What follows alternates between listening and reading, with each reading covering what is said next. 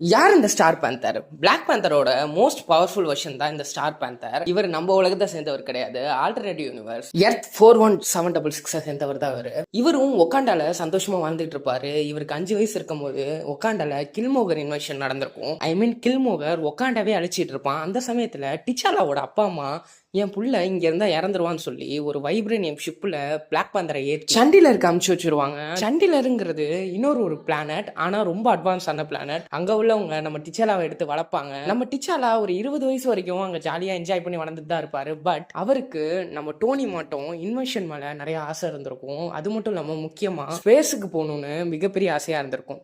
அவர் வந்த vibranium ஷிப்பை rebuild பண்ணி ஒரு சூட்டா மாத்திருப்பாரு. அந்த சூட் மூலியமா டிச்சாலா ஸ்பேஸுக்கு போயிருப்பாரு. பட் சன்னுக்கு நடுவில் மாட்டிருப்பாரு. சன்னில் மாட்டில டிச்சாலா இறந்துட்டாங்கன்னு தான் சண்டிலர் மக்கள் எல்லாம் நினைச்சாங்க. பட் டிச்சாலாவோட வைப்ரேனியம் சூட் அவரை சன்கிட்டேருந்து ப்ரொடெக்ட் பண்ணது மட்டும் இல்லாமல் சன்னோட ரேடியேஷன் காரணமாக அந்த சூட் கொஞ்சம் கொஞ்சமாக டிச்சாலா பாடியோட இன்ஃபியூஸ் ஆக ஆரம்பிச்சிருக்கும். பிளஸ் சன்னோட கதிர்வீச்சியும் டிச்சாலா பாடியில் இன்ஃபியூஸ் ஆயிருக்கும். இதனால டிச்சாலா ஸ்டார் பேந்தரா மாறுறாரு. எக்ஸாக்டா சொல்லணும்னா சூப்பர் மேனா மாறுறாரு.